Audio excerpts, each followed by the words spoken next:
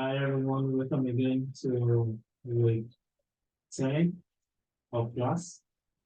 I've not been able to make videos for the past weeks because I'm sick. I'm still recovering from heat, but I just wanted to also be there for you guys and make sure that I am communicating in a way that is good for for everyone. So I've not been able also to create your discussions. I should be doing that this week. I'm sorry about that. It's just because of um my health conditions. But I'm getting there. And, thank you. So this week we'll be looking at income and wealth distribution. Income and wealth distribution refers to the way in which society financial resources are divided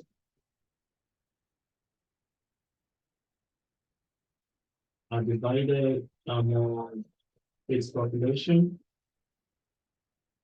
And when we talk about the income earnings, mostly concerned about the national earnings, they are not you in revenue and salaries, and we're talking about the wealth, we're talking about your assets, your your investments, your savings, your valuable possessions. So you can so we're really discussing on how discussing how income and wealth is being distributed among the population of the country. Nobody can make it all the time.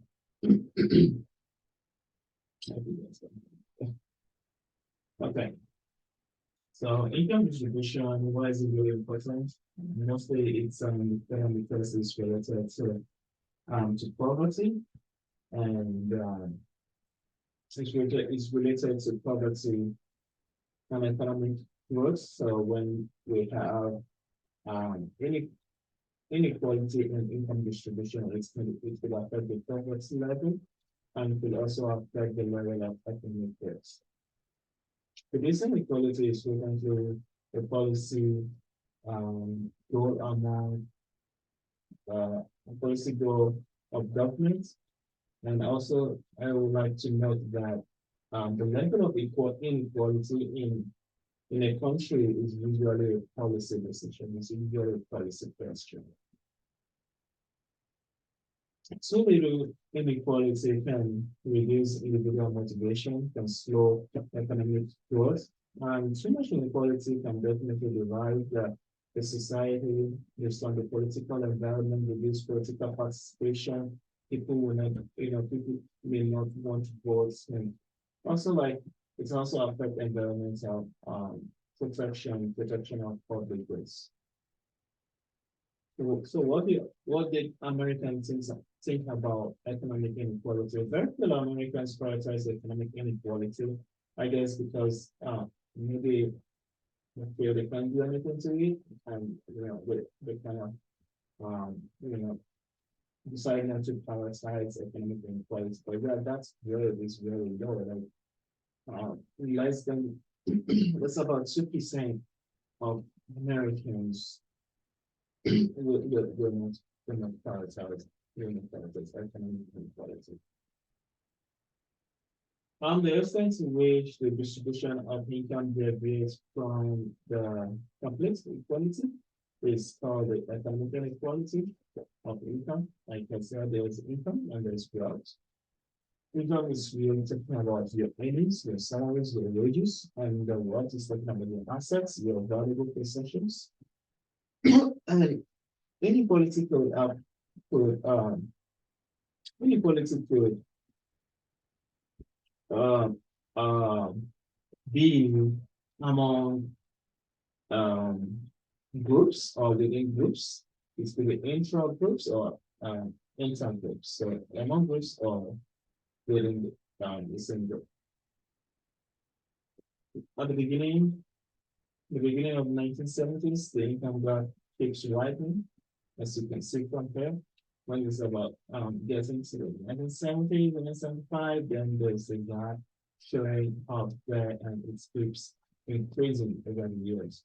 So income at the top continue to grow strongly. Income shares at the very top of distribution rose to a level last seen more than 8 years ago. So it's just like keep increasing the inequality in experience. Also, this and again, this the lecture materials um has a lot of pages to it, a lot of slides to it. Mostly the slides charts and graphs just to show you term trends and to show you what things are going on. When we talk about income inequality or when we talk about wealth inequality. As you can see here from the 1920s to 2020, to 2020, I think this should be about 2018. The income inequality keeps growing over the years. There have been some, um, downside, like decline. Usually, like this is like the shock, the stock market crash. And we can see the World War II also, like there are different drops, but generally you can see an increase from here to here. There's an upward movement of the share of the 10% of the population. And also you can see here from 1970s, this graph is more recent. And yeah, this is like 2020, 1920, and this it's 1970. It's kind of more recent, and you can definitely get it out from the sources. Most of the graphs I've put into these slides have indicated at the bottom or somewhere on the slides where you can access the graphs. Then you can also visualize the graphs and look at other variables and other components that you are more interested in. So, as you can see here, the highest quintile has there's a very big disparity between the highest and the fourth. Like that's a wide gap. Unfortunately, that's what we are seeing in the United States. The shares of household income in the United States from 1970 to 2022. There is a great disparity. And it keeps increasing. So, there's a drop here. I don't know if this drop is going to come down, or the drop will probably most times it's this income inequality in the United States in 2022. This semester, this should be 2022. Again, you can get this data from this website. And this is the share of the total household income. We have the lowest 3.5, we have the highest 50.7. That's like really, really high, right? Really like the highest having a share of 50.7 of the total household income. As well, that's what we could see. And definitely, like this is the same thing. Like you can see also from this graph, right? So like 22. If you look at this from here to here, and it's about 6% here. Like this gaps, the gaps between the a particular group and the next one is high, but it's not that significant as from 22.1 to 50.7. That's the high. So this is just showing us that the highest the highest group of people are really taking more than half of the total actually. We have the Gini coefficient or the Gini index is usually a measure, so it's a measure of economic distribution and a population. So we have this one is 0 to 1. When it's 0, we call that a perfect economic equality. When it's one that's like a pocket economic inequality. Gene correction helps to visualize income inequality in a more digestible way. So these are examples of the income inequality in the United States and also for different for different states in the United States.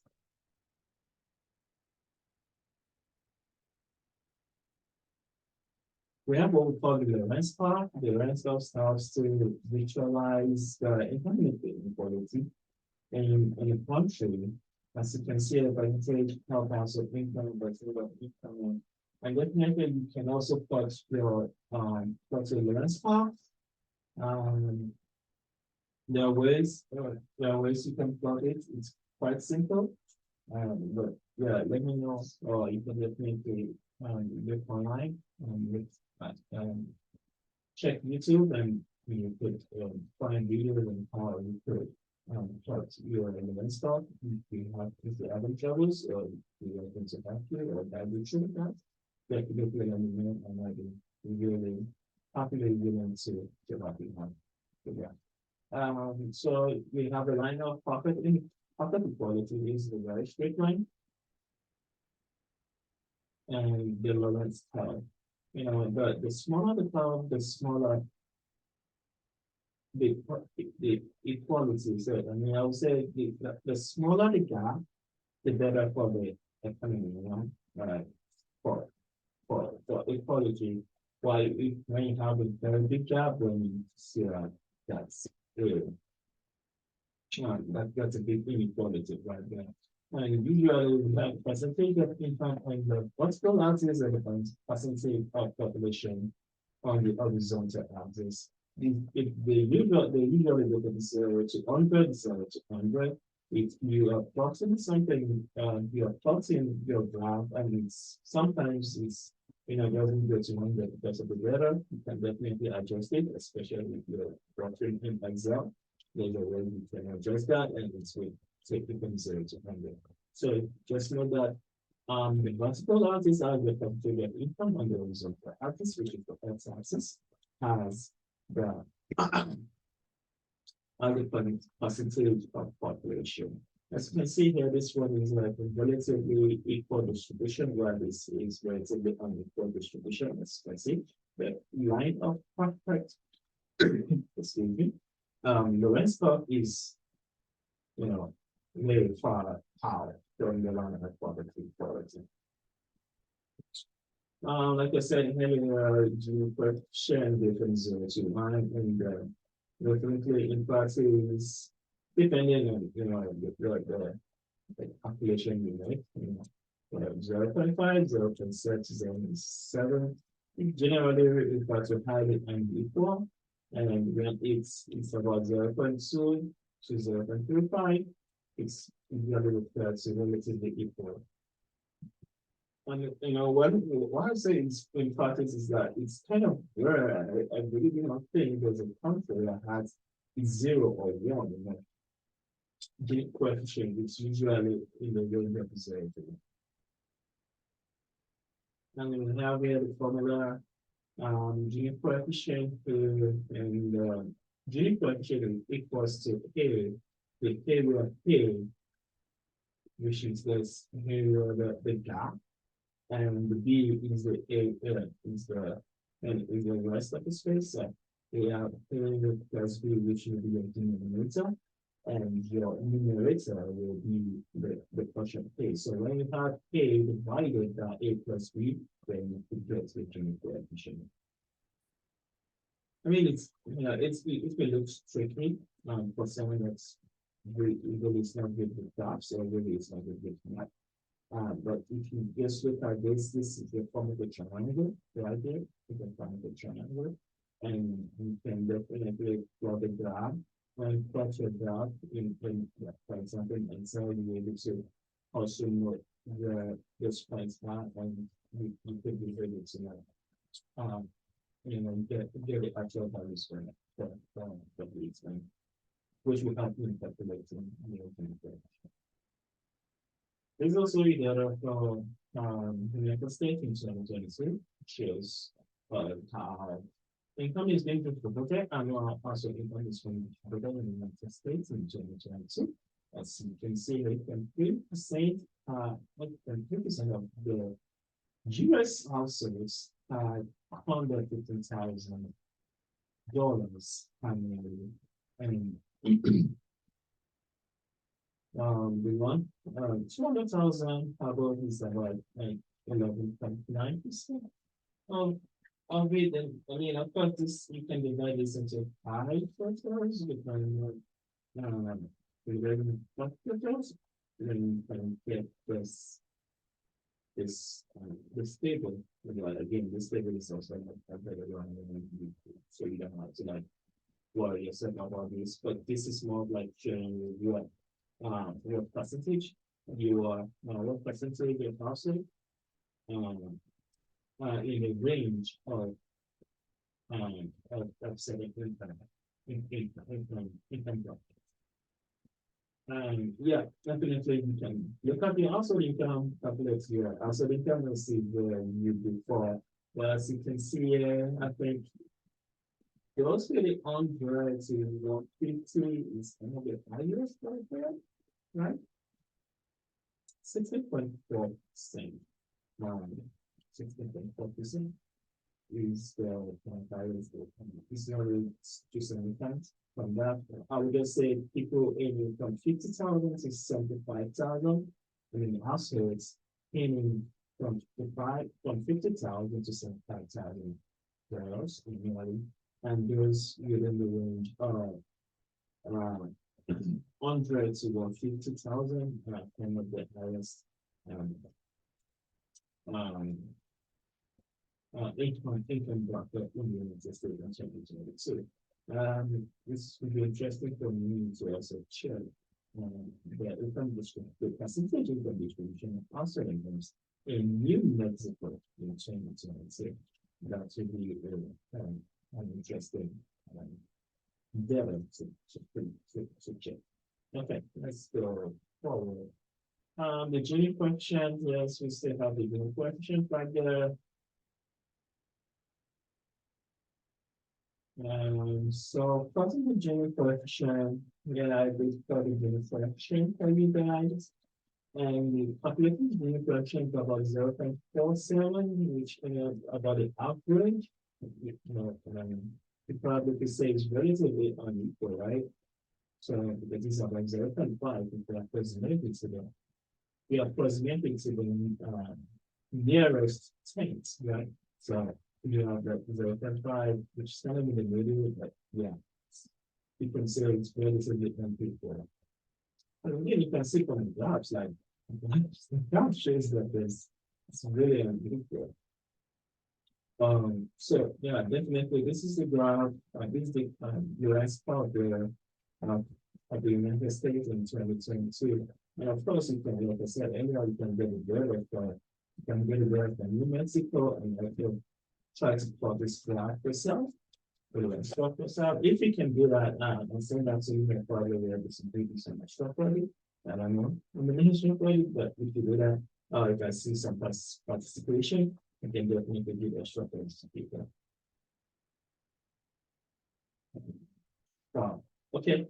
Yeah, percentage cumulative percentage of household income is considered this goes from 0 to 100, and this goes from 0 to 100. There's a cumulative percentage of households.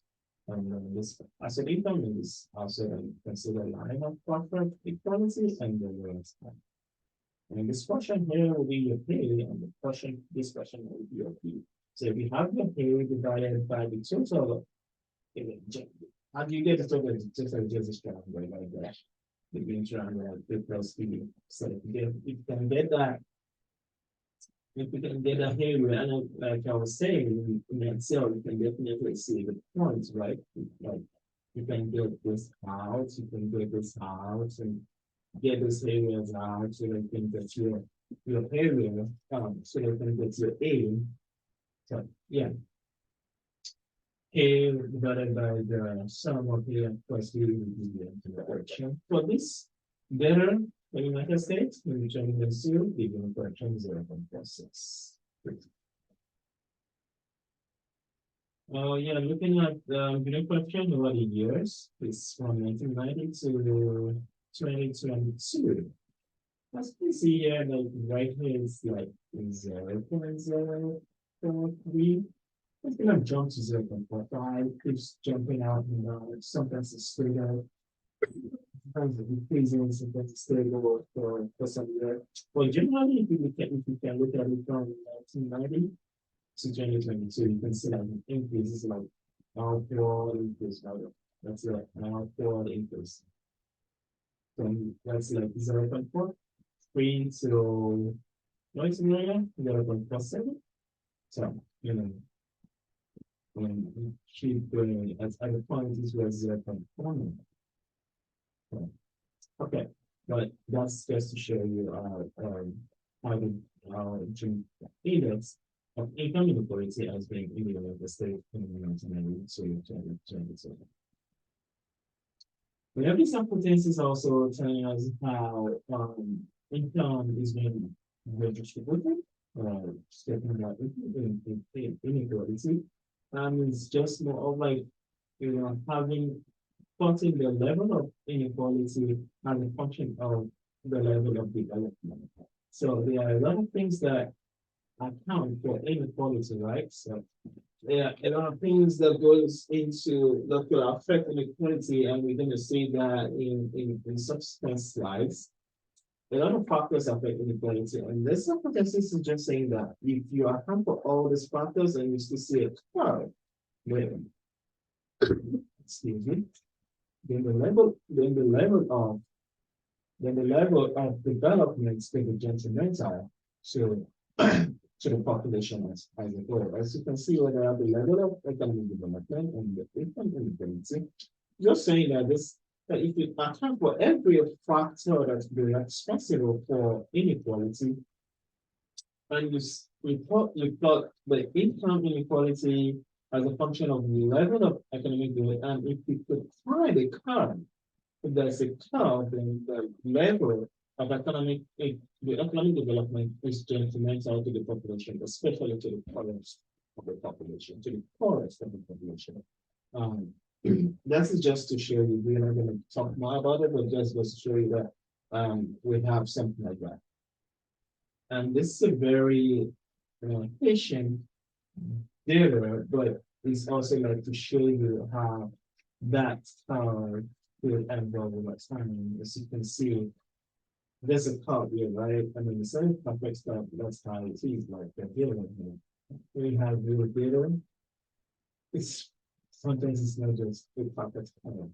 As we can see from demand curve or supply curve and the other curves. Sometimes it's not just a perfect when we have the actual data, but you can definitely see that curve there.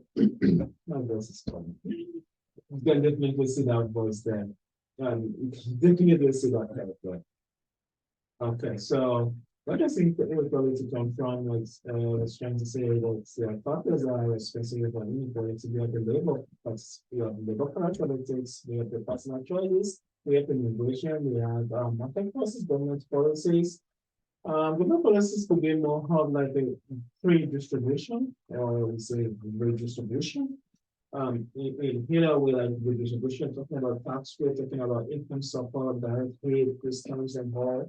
And for distribution is more like giving access to to education, some basic amenities, and trying to upskill people, trying to upskill the labor force mostly. Yeah. So labor regulation also is falls definitely falls on that free distribution.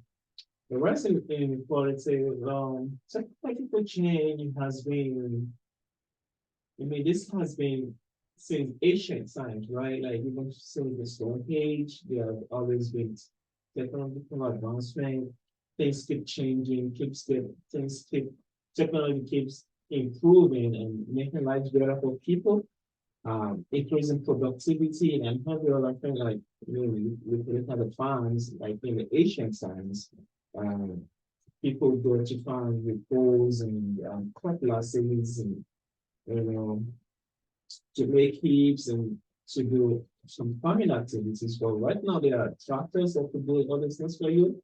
This helps to, increase your productivity on the farm and, increase your productivity on the farm, increase helps to better your life. So technology really has been a good thing over the years, but it can also affect inequality, right? Because most times when we talk about technology development, for example, we have the AI now, right? So when we talk about technological development, it's usually being used by those with the high skill level, like those in the really um, high skill. For example, computer scientists, computer engineers, and developing like they be the ones like really, you know, using the AI right now and getting a lot of money out of it, right? Because they are the ones developing that for the betterment of everyone. But if you look at it also, like the storekeeper may not have a change in an increase in his or her salary, right? Because the AI doesn't really like affect him directly in a way, and his income does not really significantly increase, even if it's going to increase. But if you look at the computer scientists or the computer engineers or maybe market analysts or something like very high skill jobs, they get a big raise. And the low skilled workers get like no or very little significant raise, right? So that makes the inequality worsen. That's will worsen the inequality in the country because the high skilled workers will keep getting more money and the low skilled workers are like not getting anything. So the inequality will increase. So that's just basically saying that technology could change. It's good. It helps with productivity. It helps with efficiency. But does it really help with equity? That's a question for us to answer. Technology benefits ownership over labor. Yes, because yeah, those with the technology gets the money most times. Those that develop that use computers or the iOS and things like that. They are the ones that really getting money out of it. The labor people and like, you know, they're probably getting a raise, but not that significant less. Yes, definitely on the technology. Anyway. So technology can not low income workers. Like yeah, usually it's like I've explained earlier on, it's usually on hot, hot, low income workers because low income workers are mostly mostly the low skilled workers. And when technology comes into place, the high skilled workers are the ones who like really benefit from it. The low income, the low skilled, low skilled workers may get caught with the benefit. Sometimes they have to upskill, sometimes they may have to change jobs, but of course, change and everything, right? Technology facilitates market power for owners, release bargaining power for labor, it's cost of doing business, and so labor. So yeah, it generally just helps to broaden the gap of inequality. International trade is also more like what we have been talking about with technology, like when you have this international trade and you are and you are importing low skill, importing the goods and services that are meant for the low skill, like that's what the low skill do, and you are exporting the high skilled workers product, and the high skilled worker will keep getting more money, and then the skilled workers keep not having that much. Of course, it's going to increase competition also because now you're importing from other countries what the low skilled worker is doing right there in your country. You are making more, you are creating more competition. it's not, I don't think it's favorable. I don't think that's would be favorable for the working class or the low skilled workers. Inequality and accumulation of physical capital. We have physical capital, we have human capital. The human capital has a higher margin of products, while the physical capital has more like a constant margin of products. Uh, so if you're kind of like talking about redistributed income, if you take money from the rich and give it to the poor will invest in itself or will invest in human resources, will invest to develop or to upscale itself. While a rich person will probably just put that money into investments, right? So if you redistribute income, the few things is it will do. And this is the graph, this is the graph showing human capital, it's decreasing, and this is fiscal capital. Marginal product of capital, it's costing. And at this level, which is the high star, that is the optimal level. And so basically, what I was trying to say is that if you take money from the rich and put it on the poor and give it to the poor, there are two things it's going to do. First, the human capital accumulation will rise, since the poor people will invest this extra income in human capital to upskill themselves, to get more education, to educate the kids. Will definitely put that money into human capital, right? While the rich will reduce his investment in physical capital because you're taking the money from the rich person, giving it to the poor person. So the poor person will do what? Will invest that money in human capital. So human capital will increase. Human capital accumulation will increase, while the physical capital, which is usually what a rich person will do, will reduce.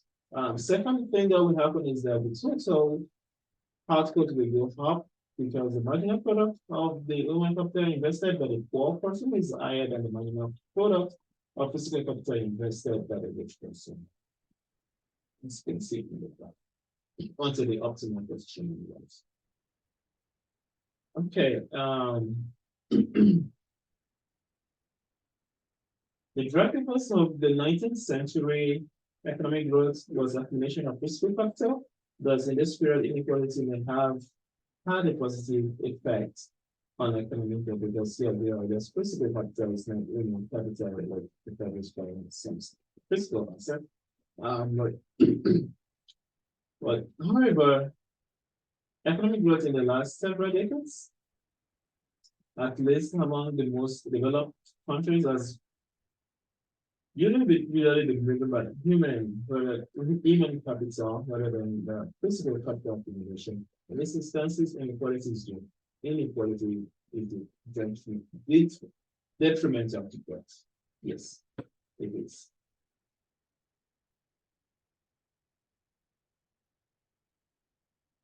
Well, this graph is it's showing CEO compensation and stock market. It's they kind of go hand in hand together as the stock market increase, the CEO compensation also increase, and vice versa. Here we can see labor productivity and compensation. Labor productivity is way higher than the compensation, which is not a good thing. And why is that? Why do you see this graph? It's usually declining because of declining unionization. Some companies do not want their workers to be unionized. Like I've heard about some companies, some big companies actually that is like it's in their laws and their code and their rules that if you're working with them, there's no union. So you don't belong to a union. So the trend in unionization has affected could make this happen, Globalization also we talk about international trades, that happen. Also migration also can make that happen. And talking about migration, the United States has experienced a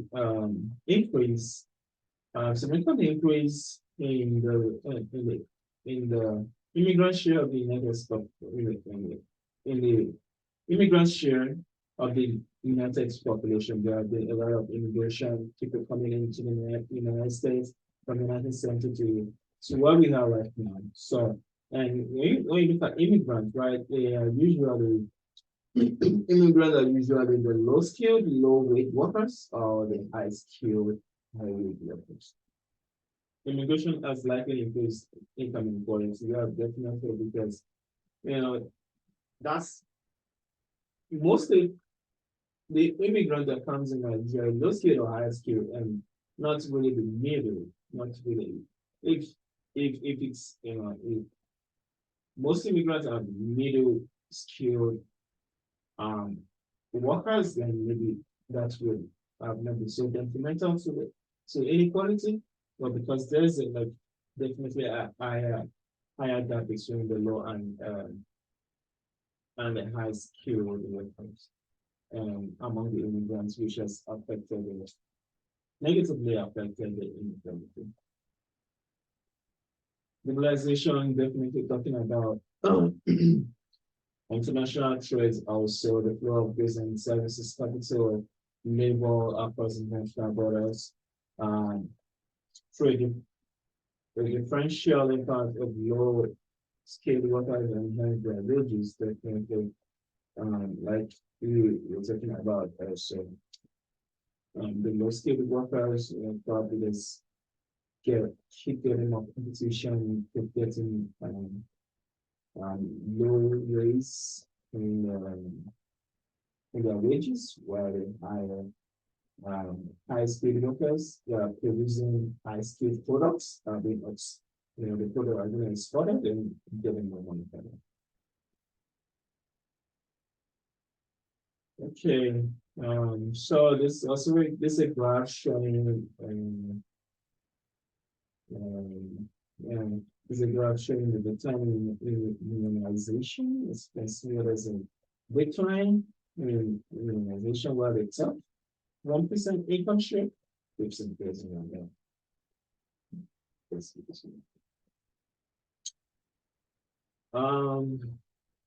CEO COP has been definitely improving over the years, as you can see here. At this point, it was a little bit of steady, and like it's getting from Q and groups and how, but generally you can see that it's been increasing. So racial differences better. Some, I don't know if this, again, and some of you may know this better than I do, but like things some years back, there could be been some laws or policies that are really, that really affected. Maybe they are not targeted against a particular race, but have affected a particular race on the border. As we can hear, the original version of the Michigan Senate Bill 897 exempted individuals from this work requirement condition on residing in the county with with with time unemployment rate. The unemployment rate about 8.5%. Excuse me. The higher unemployment rate in rural counties would disproportionately essentially white Medicaid respect from and work requirement within the bill. So it's just and again this is an original version and definitely a little bit has been revised. But government policies could affect the particular ways that are the others. Okay. Inequality can also affect the GDP directly. GDP is the gross domestic product, which is the value, the total value of the total defined products produced in the country. And it's been driven, mostly driven by the middle class income earners, like 61%, like it's like most of the data is just like half of the total population of middle, you know, talking about the income break and the middle income, the middle class, the middle income class has been are big consumers and been driving that driving consumption and driving GDP. If they have less money, there will be less consumption and there will be less GDP. This is just looking at the inequality in the international perspective. As you can see from this graph, the United States have the highest, about 17 to 18 share of income in the top 1%, and the graph is from 1975 to 2015. We have other countries there also. We have France, we have Japan, we have Italy, we have Germany, Canada, and United Kingdom. The rich will save more. We think we're going to give more money to the poor, the poor will save more, but looking at this data, the art income here, the art households will save more. Addressing inequality, is it a problem? It might be a problem because it's affects the economic behaviors when we talk about efficiency. There is evidence that at some level, inequality slows economic growth or inequality conflict resources among investors. So that's a problem.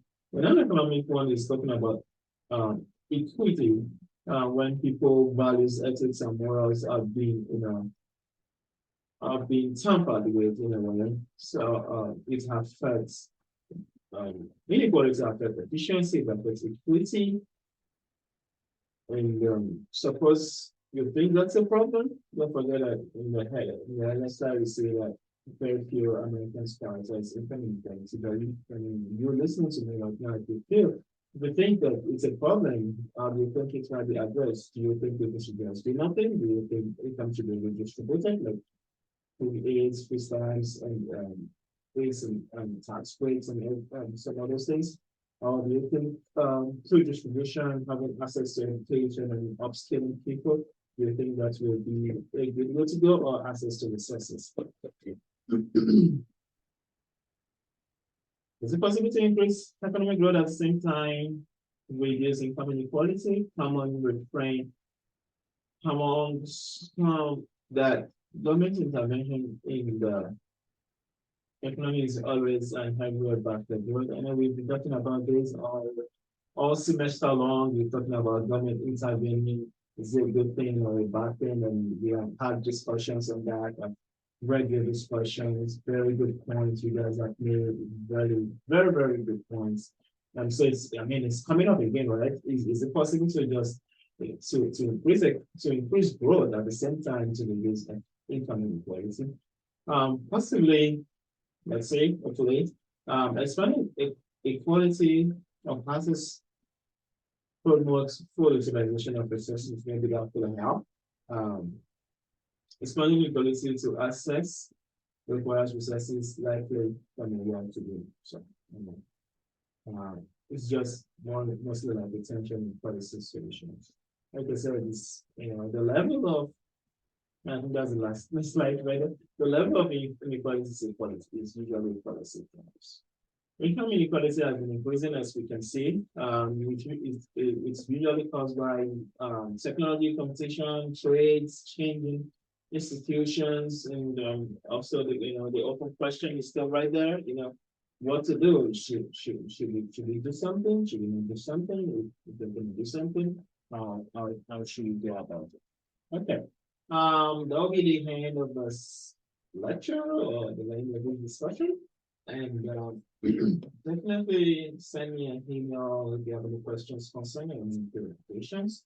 If you are thinking about how to plug the gene function and you want me to help you out with that, I can definitely jump on Zoom with try to figure that out. Of course, there are also like resources online. You can check YouTube and on how you could got your Lawrence curve and calculate the mean fraction and maybe other thing like that.